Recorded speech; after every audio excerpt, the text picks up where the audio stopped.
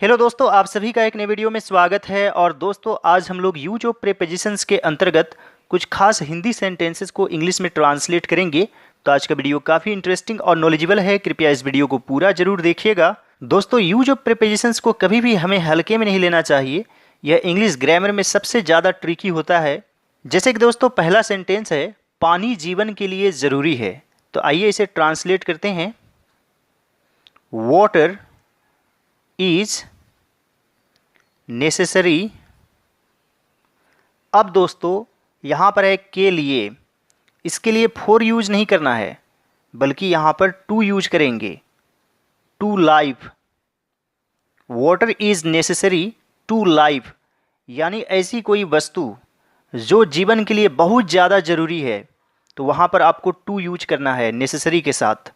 Water is necessary to life. उसी प्रकार air is necessary to life भी हो सकता है। यात्रा पर एक उपन्यास मेरे लिए ज़रूरी है। तो यहाँ पर है उपन्यास, जिसके बिना आप जिंदा रह सकते हैं। तो यहाँ पर लिखेंगे ऑन अ जर्नी, एक उपन्यास मेरे लिए ज़रूरी है। अ novel is necessary for me. तो यहाँ पर आपको के लिए फॉर यूज करना है, और जो बहुत ही ज़्यादा ज़रूरी है उसमें आपको टू यूज करना है। उम्मीद करता हूँ कि ये चीज़ें आप लोगों को समझ में आ गई होगी।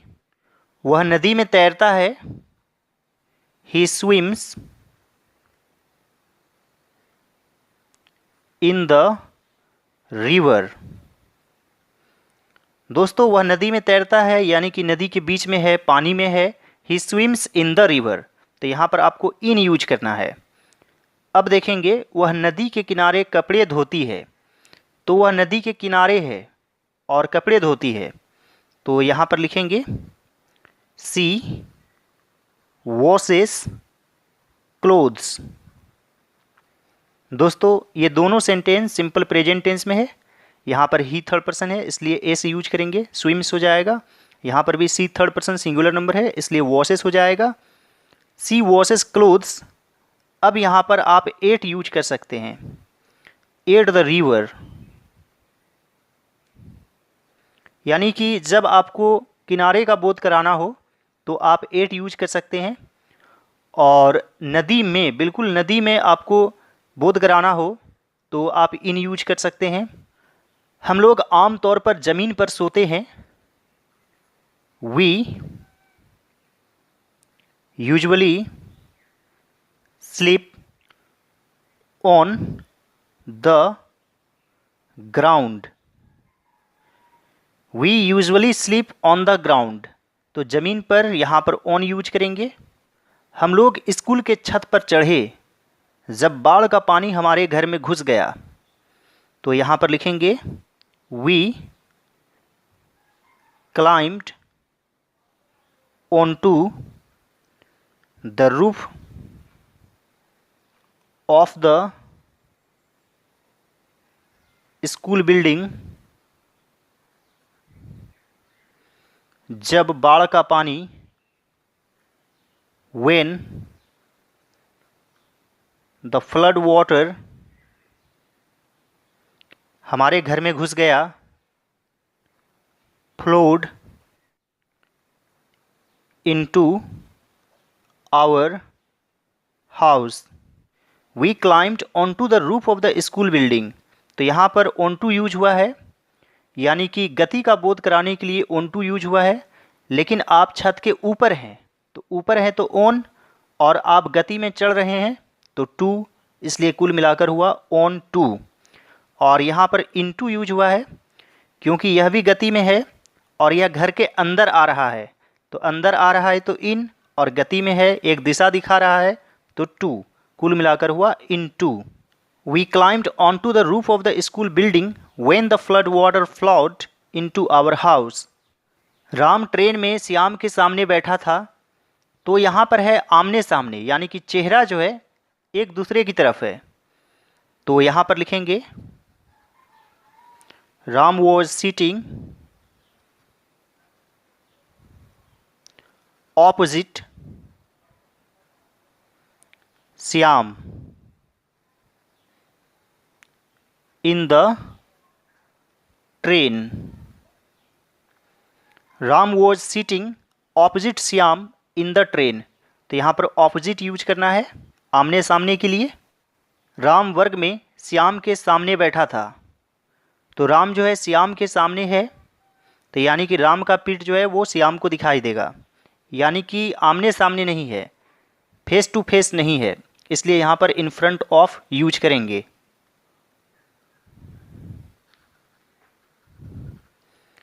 Ram was seating in front of Shyam in the class. तो यहाँ पर इन फ्रंट ऑफ यूज करना है। वह 3 बच्चों वाली एक शादीशुदा महिला है, तो यहाँ पर लिखेंगे she was a married woman with 3 children.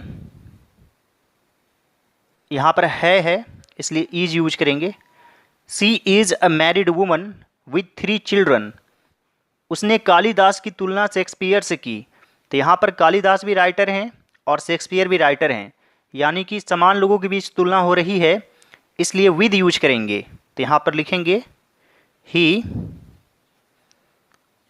Compared Kalidas with Shakespeare. He compared Kalidas with Shakespeare. तो यहाँ पर विद यूज करना है। जब 2 समान लोगों या वस्तु के बीच तुलना होती है तो कंपेयर विद होता है।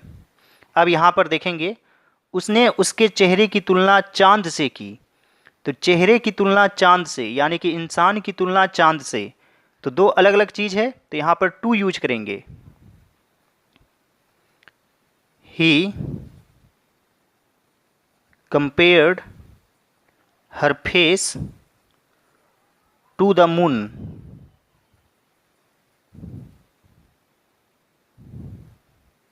ही compared her face to the moon. तो यहाँ पर टू यूज करना है।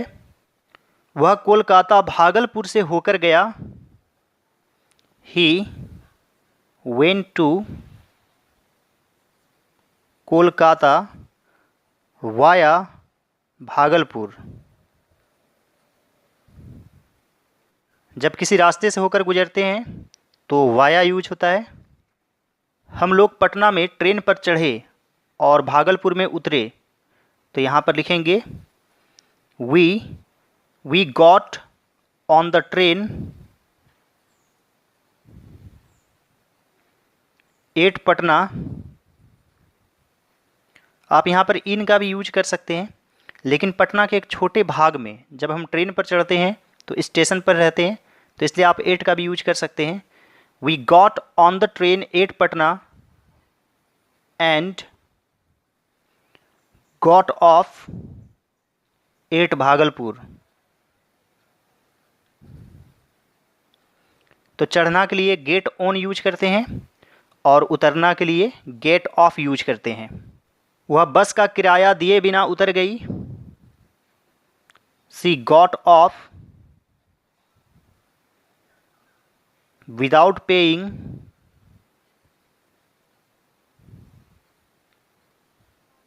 The bus fair.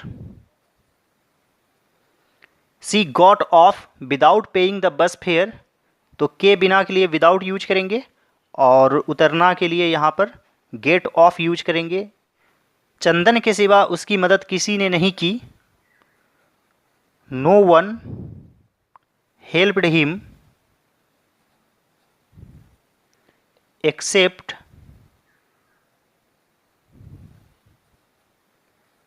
Chandan.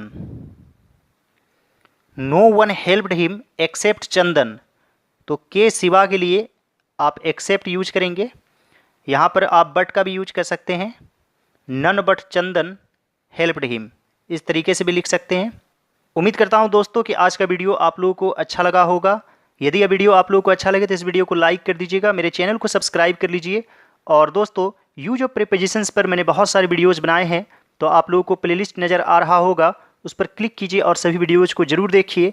All right dear students and friends, thanks for watching, have a great day.